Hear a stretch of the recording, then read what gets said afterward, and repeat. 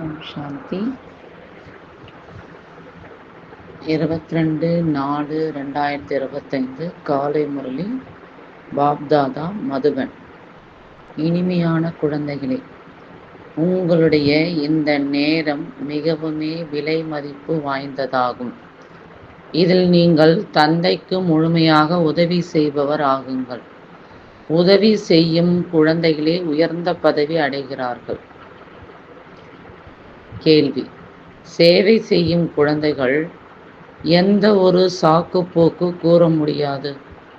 கேள்வி: சேவை செய்யும் குழந்தைகள் எந்த ஒரு சாக்குப்போக்கு கூற முடியாது. பதில்: பாபா, இங்கு வெப்பமாக இருக்கிறது, இங்கு குளிராக உள்ளது, எனவே எங்களால் சேவை செய்ய முடியாது என்று சாக்குப்போக்கினை சேவை செய்யக்கூடிய குழந்தைகள் கூற மாட்டார்கள். சிறிதளவு வெப்பமாக இருக்கிறது அல்லது குளிராக இருக்கிறது என்றால் பொறுமையற்றவராக ஆகிவிடக் கூடாது. எங்களால் சகித்து கொள்ளவே முடியாது என்பது அல்ல. இந்த துக்க தாமத்தில் துக்கம், சுகம், வெப்பம், குளிர், நிந்தனை மற்றும் புகழ் அனைத்தையும் சகித்து கொள்ள வேண்டும். சாக்குப்போக்கு கூறக்கூடாது. பாடல்: மனிதனே பொறுமையை கடைபிடிப்பாய், மனிதனே பொறுமையை கடைபிடிப்பாய். ஓம் சாந்தி. சுகம் மற்றும் துக்கம் என்று அழைக்கப்படுவது எது? சுகம் மற்றும் துக்கம் என்று அழைக்கப்படுவது எது என்பதை குழந்தைகள் தான் அறிந்துள்ளார்கள். இந்த வாழ்க்கையில் சுகம் எப்பொழுது கிடைக்கிறது மற்றும் துக்கம் எப்பொழுது கிடைக்கிறது என்பதை பிராமணர்களாகிய நீங்கள் மட்டுமே வரிசை கிரமமாக முயற்சிக்கேற்ப அறிந்துள்ளீர்கள். இது இருப்பதே துக்கத்தின் உலகமாக. இதில் சிறிது காலத்திற்கு துக்கம், சுகம், புகழ், நிந்தனை எல்லாமே சகித்து கொள்ள வேண்டி வருகிறது. இவை அனைத்தையும் கடந்து செல்ல வேண்டும். ஒரு சிலருக்கு கொஞ்சம் வெப்பம் தாக்கினால் நாங்கள் குளிரான இடத்தில் இருப்போம் என்பார்கள். இப்பொழுது குழந்தைகளே வெப்பமான இடத்தில் அல்லது குளிர் இருக்கும் இடத்தில் சேவை செய்ய வேண்டும் அல்லவா? இச்சமயம் இந்த கொஞ்சம் நஞ்சம் துக்கம் ஏற்பட்டாலும் கூட ஒன்றும் புதிய விஷயமில்லை. இது இருப்பதே துக்கதாமமாக.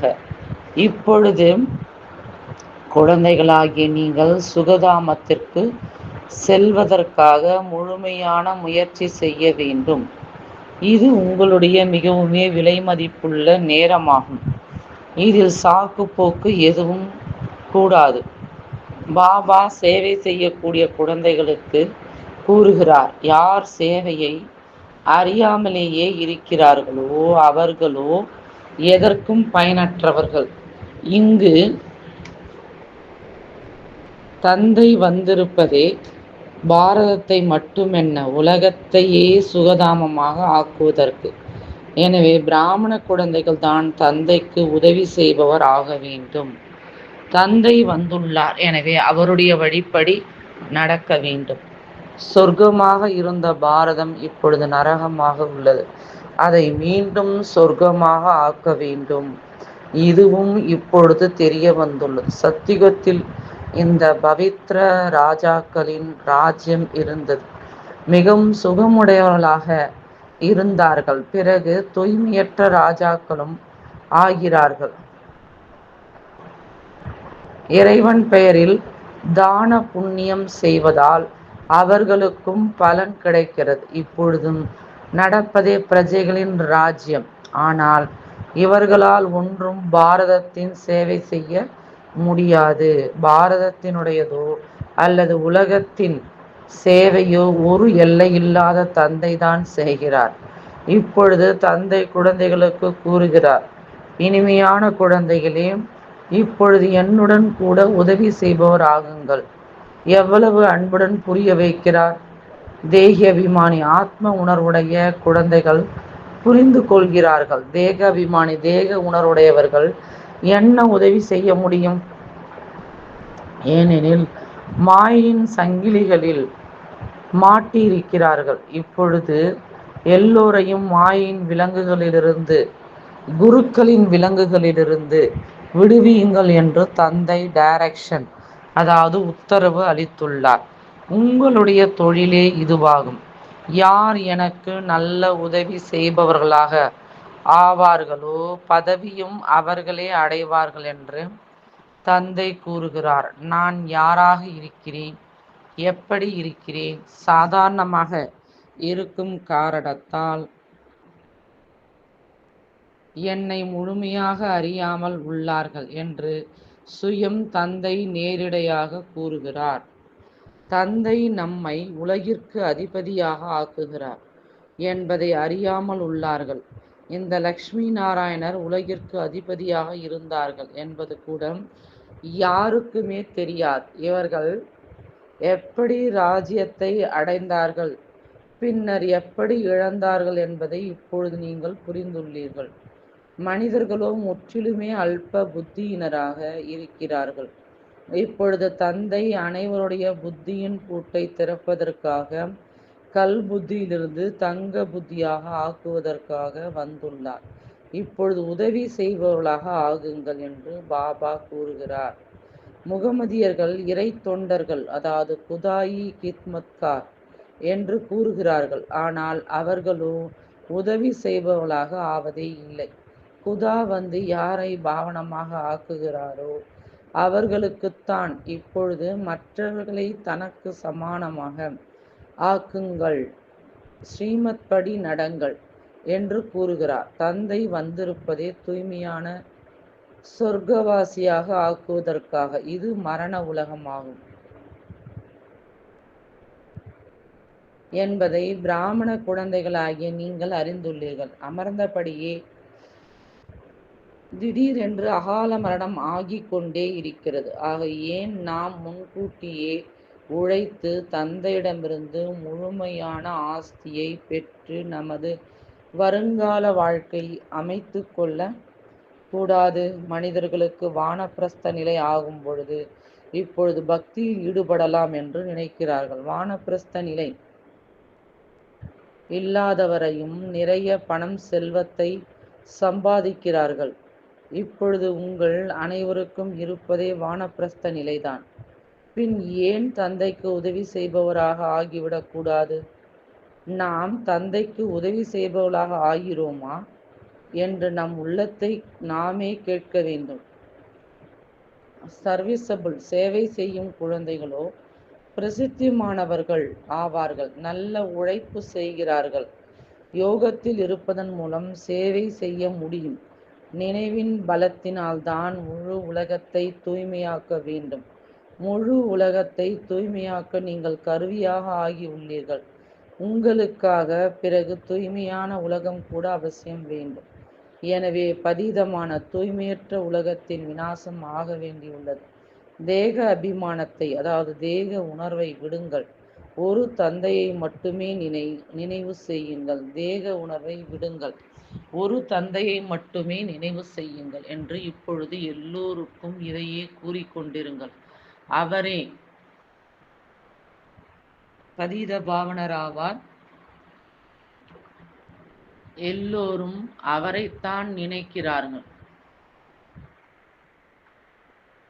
சாது சந்நியாசிகள் ஆகியோர் கூட ஆள்காட்டி விரலை மேல் நோக்கி காட்டி பரமாத்மா ஒருவரே ஆவார், அவரே அனைவருக்கும் சுகம் அளிப்பவர், இறைவன் அல்லது பரமாத்மா என்று கூறிவிடுகிறார்கள். ஆனால் அவரை யாருமே அறியாமல் இருக்கிறார்கள். ஒரு சிலர் விநாயகரை, ஒரு சிலர் ஆஞ்சநேயரை, மற்றொரு சிலர் தங்களுடைய குருவை நினைவு செய்து கொண்டே இருக்கிறார்கள். அவர்கள் எல்லோரும் பக்தி மார்க்கத்தினுடையவர்கள் ஆவார்கள் என்பதை இப்பொழுது நீங்கள் அறிந்துள்ளீர்கள். பக்தி மார்க்கம் கூட அரைக்கல்பம் நடக்க வேண்டி உள்ளது. பெரிய பெரிய ரிஷி முடிவர்கள் எல்லோருமே நேத்தி தெரியாது, அதாவது அறியவில்லை என்றபடியே வந்துள்ளார்கள். அதாவது இறைவனை நாங்கள் அறிந்து கொள்ளவில்லை என்றபடியே வந்துள்ளார்கள். படைப்பவர் மற்றும் படைப்பை நாம் அறியாமல் உள்ளோம். அவர்கள் திரிகாலதரிசியாகவோ இல்லை என்று தந்தை கூறுகிறார். விதை ரூபமானவர் ஞானக்கடலோ ஒரே ஒருவராவார்.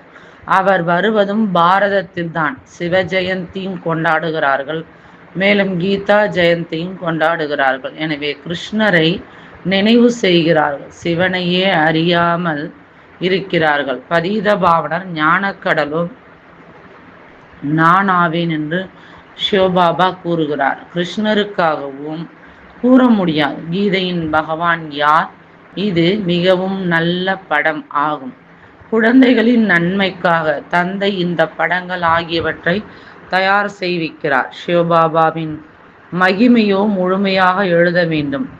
எல்லாமே இதை பொறுத்தது ஆகும். மேலிருந்து வருபவர்கள் அனைவருமே தூய்மையாகவே இருப்பார்கள். தூய்மையாகாமல் யாருமே போக முடியாது. முக்கியமான விஷயமே தூய்மையாக ஆவதற்கானது. அது இருப்பதே பவித்ரதாமம், தூய்மையான இருப்பிடமாக. அங்கு அனைத்து ஆத்மாக்களும் இருக்கிறார்கள். இங்கு நீங்கள் பாகத்தை நடித்து நடித்து பதீதமாக ஆகிவிட்டுள்ளீர்கள். யார் எல்லோரையும் விட அதிகமாக பாவனமாக இருந்தார்களோ அவர்களே பதீதமாக தூய்மையற்றவளாக ஆகிவிட்டுள்ளார்கள். தேவி தேவதா தர்மத்தின் அடையாளமே மறைந்து விட்டுள்ளது. தேவதா தர்மம் என்பதை மாற்றி இந்து தர்மம் என்று பெயர் வைத்து விட்டுள்ளார்கள். நீங்கள் தான் சொர்க்கத்தின் ராஜ்யத்தை பெறுகிறீர்கள் மற்றும் பிறகு இழக்கிறீர்கள். தோல்வி மற்றும் வெற்றிக்கான விளையாட்டாகும். மாயையிடம் தோற்கும் பொழுது தோல்வி, மாயையிடம் வெற்றி அடையும் பொழுது வெற்றி. மனிதர்களோ ராவனுடைய இவ்வளவு பெரிய உருவத்தை எவ்வளவு செலவு செய்து அமைக்கிறார்கள், பிறகு ஒரே நாளில் அழித்து விடுகிறார்கள். எதிரி அல்லவா? ஆனால் இது பொம்மைகளின் விளையாட்டாகிவிட்டது. சிவபாபாவினுடைய உருவத்தை செய்து அமைத்து பூஜை செய்து பிறகு உடைத்து விடுகிறார்கள். தேவிகளுடைய உருவங்களை கூட இது போல செய்து பிறகு மூழ்கடித்து விடுகிறார்கள். எதுவுமே புரிந்து கொள்வது இல்லை. இப்பொழுது குழந்தைகளாகிய நீங்கள் இந்த உலகத்தின் சக்கரம் எப்படி சுற்றுகிறது என்று, இந்த எல்லையில்லாத சரித்திரம் பூகோளம் பற்றி அறிந்துள்ளீர்கள். சத்யுகம் திரேதா பற்றி யாருக்குமே தெரியாது. தேவதைகளின் படங்களை கூட நிந்தனைக்குரியதாக அமைத்து விட்டுள்ளார்கள். தந்தை புரிய வைக்கிறார், இனிமையான குழந்தைகளே, உலகிற்கு அதிபதியாக ஆவதற்கு தந்தை உங்களுக்கு கூறியுள்ள பத்தியத்தை, கட்டுப்பாடை மேற்கொள்ளுங்கள். நினைவிலிருந்து உணவு தயாரியுங்கள், நினைவில் இருந்து உட்கொள்ளுங்கள். என்னை நினைவு செய்தீர்கள் என்றால் நீங்கள் மீண்டும் உலகிற்கு அதிபதி ஆகிவிடுவீர்கள் என்று சுயம் தந்தை கூறுகிறார். தந்தை கூட மீண்டும் வந்துள்ளார். இப்பொழுது முழுமையாக உலகிற்கு அதிபதி ஆக வேண்டும். Follow father mother. தாய் தந்தையை பின்பற்றுங்கள். தந்தை மட்டுமே இருக்க முடியாது. சந்நியாசிகள் நாங்கள் எல்லோருமே ஃபாதர் என்கிறார்கள். ஆத்மாவே பரமாத்மா. இதுவோ தவறாகி விடுகிறது. இங்கு மதர் ஃபாதர், தாய் தந்தை இருவருமே புருஷார்த்த முயற்சி செய்கிறார்கள்.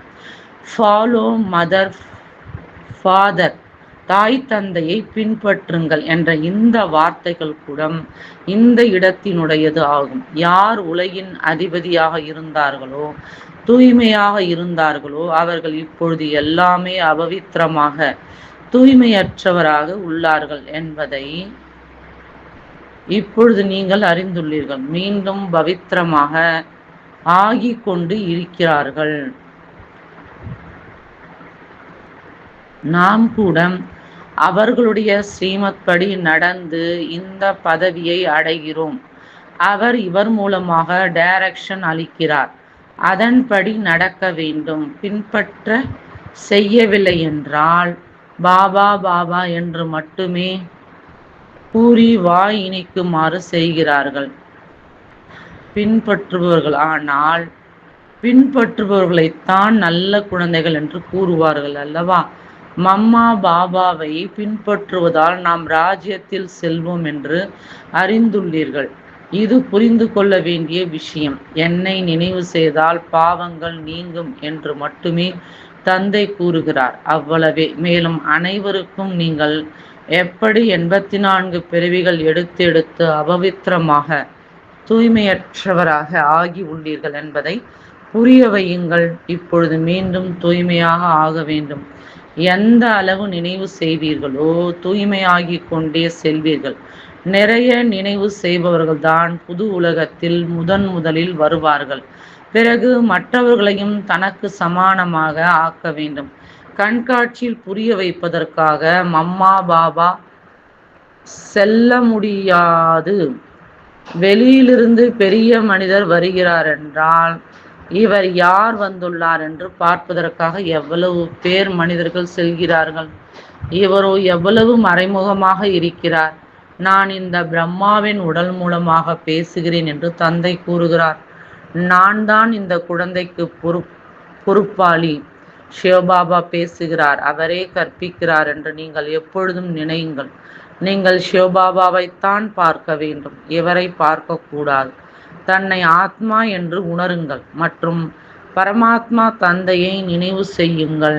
நாம் ஆத்மாவும் ஆத்மாவில் முழுமையான பாகம் நிரம்பி உள்ளது. இந்த ஞானம், அதாவது நாலேஜ், புத்தியில் சுற்றி கொண்டே இருக்க வேண்டும். உலகியல் விஷயங்கள் மட்டுமே புத்தியில் இருக்கிறது என்றால் ஒன்றுமே தெரியாது என்று பொருள். முற்றிலுமே தாழ்ந்தவர்களாக இருக்கிறார்கள். ஆனால் இப்பேற்பட்டவர்களுக்கும் நன்மை செய்தே ஆக வேண்டும். சொர்க்கத்திற்கு செல்வார்கள், ஆனால் உயர்ந்த பதவி இருக்காது. தண்டனைகள் அடைந்து விட்டு செல்வார்கள். உயர்ந்த பதவி எப்படி அடைவார்கள் என்பதையும் தந்தை புரிய வைத்துள்ளார். ஒன்று, சுயதர்சன சக்கரதாரி ஆகுங்கள் மற்றும் ஆக்குங்கள். உறுதியான யோகியாக ஆகுங்கள் மற்றும் ஆக்குங்கள். என்னை நினைவு செய்யுங்கள் என்று தந்தை கூறுகிறார். நீங்கள் பிறகு கூறுகிறீர்கள், பாபா நாங்கள் மறந்து விடுகிறோம் என்று. வெட்கம் ஏற்படுவதில்லையா? நிறைய பேர் உண்மையை கூறுவதே இல்லை. நிறைய பேர் மறந்து விடுகிறார்கள். யார் வந்தாலும் அவருக்கு தந்தையின் அறிமுகத்தை கொடுங்கள் என்று தந்தை புரிய வைத்துள்ளார். இப்பொழுது 84 சக்கரம் முடிவடைகிறது. திரும்பி செல்ல வேண்டும். ராமனும் சென்றார், ராவணனும் போய்விட்டார். இதனுடைய பொருள் கூட எவ்வளவு சுலபமானது. அவசியம் சங்கமயுகமாக இருக்கும் பொழுதுதான் ராமர் மற்றும் ராவணனுடைய பரிவாரம் இருக்கும். எல்லாமே அழிந்து போய்விடும். மீதி குறைவானோர் இருப்பார்கள் என்பதையும் அறிந்துள்ளீர்கள். எப்படி உங்களுக்கு ராஜ்யம் கிடைக்கும் என்பதும் கூட இன்னும் போக போக எல்லாமே தெரிந்து போய்விடும். முன்கூட்டியே அனைத்தையும் கூற மாட்டார்கள் அல்லவா? பிறகு அது நாடகமாக இருக்க முடியாது. நீங்கள் சாட்சியாக இருந்து பார்க்க வேண்டி உள்ளது. சாட்சாத்காரம் ஆகிக் கொண்டே போகும். இந்த 84 சக்கரம் பற்றி உலகத்தில் அறியாமல் யாரும் இந்த 84 சக்கரம் பற்றி உலகத்தில் யாரும் அறியாமல் உள்ளார்கள். நாம் திரும்பிச் செல்கிறோம் என்பது இப்பொழுது குழந்தைகளாகிய உங்களுடைய புத்தியில் உள்ளது. ராவண ராஜ்யத்திலிருந்து இப்பொழுது விடுதலை கிடைக்கிறது. பிறகு நமது ராஜ்யத்தில் வருவோம். மீதி ஒரு சில நாட்களே உள்ளன. இந்த சக்கரம் சுற்றி கொண்டே இருக்கிறது அல்லவா? அநேக முறை இந்த சக்கரத்தை சுற்றி வந்துள்ளீர்கள். எந்த கர்ம பந்தனத்தில் மாட்டி இருக்கிறீர்களோ அதை மறந்து விடுங்கள் என்று இப்பொழுது தந்தை கூறுகிறார். இல்லறத்தில் இருந்தபடியே மறந்து கொண்டே செல்லுங்கள். இப்பொழுது நாடகம் முடிவடைகிறது. நமது வீட்டிற்கு செல்ல வேண்டும். இந்த மகாபாரத போருக்கு பின்னால் தான் சொர்க்கவாசல் திறக்கிறது. எனவே கேட்வே டு ஹெவன்,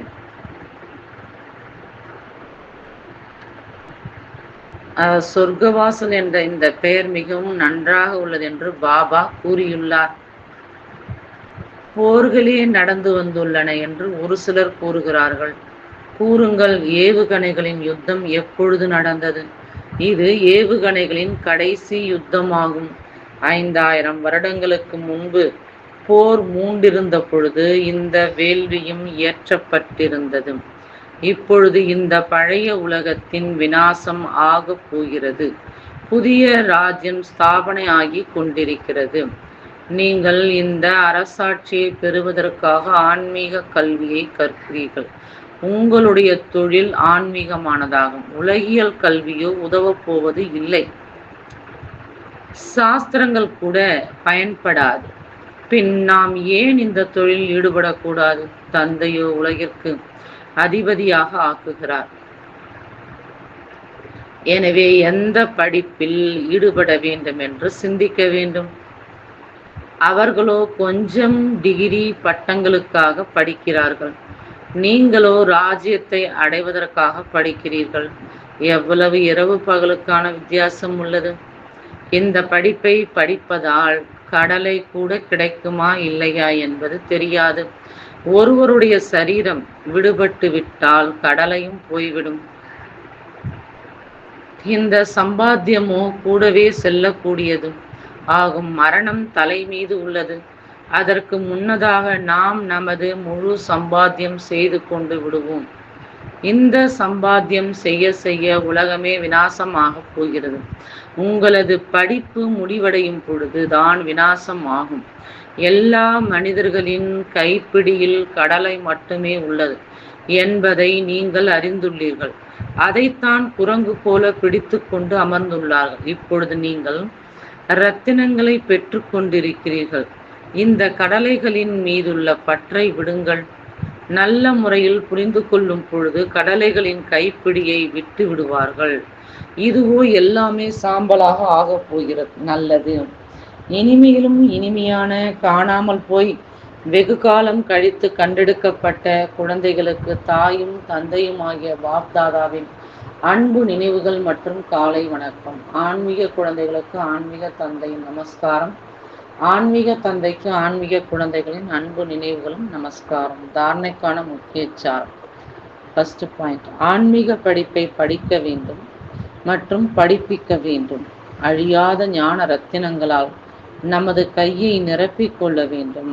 ஆன்மீக படிப்பை படிக்க வேண்டும் மற்றும் படிப்பிக்க வேண்டும். அழியாத ஞான ரத்தினங்களால் நமது கையை நிரப்பிக் கொள்ள வேண்டும். கடலைக்கு பின்னால் நேரத்தை வீணாக்க கூடாது. கடலைகளுக்கு பின்னால் நேரத்தை வீணாக்க கூடாது. இரண்டாவது பாயிண்ட், இப்பொழுது நாடகம் முடிவடைகிறது. எனவே சுயம் தங்களை கர்ம பந்தனத்திலிருந்து விடுவிக்க வேண்டும். சுயதர்சன சக்கரதாரி ஆக வேண்டும் மற்றும் ஆக்க வேண்டும். தாய் தந்தையை பின்பற்றி ராஜ்ய பதவிக்கு அதிகாரி ஆக வேண்டும்.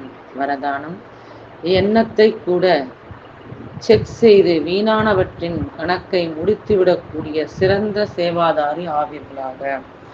எண்ணத்தை கூட செக் செய்து வீணானவற்றின் கணக்கை முடித்துவிடக்கூடிய சிறந்த சேவாதாரி ஆவீர்களாக. யாருடைய ஒவ்வொரு சங்கல்பமும் சக்திசாலியாக உள்ளதோ அவரே சிரேஷ்ட சேவாதாரி ஆவார். ஒரு சங்கல்பம் கூட எங்குமே வீணாகி போய்விடக் கூடாது. ஏனெனில் சேவாதாரி உலகம் என்ற மேடையில் நடிப்பவர்கள். ஏனெனில் சேவாதாரிகள் உலகம் என்ற மேடையில் நடிப்பவர்கள். முழு உலகமே உங்களை காப்பி செய்கிறது. நீங்கள் ஒரு எண்ணத்தை கூட வீண் செய்தீர்கள் என்றால் உங்களுக்காக மட்டும் வீண் செய்யவில்லை, ஆனால் அநேகருக்கு வீண் செய்ய கருவியாகி விட்டீர்கள்.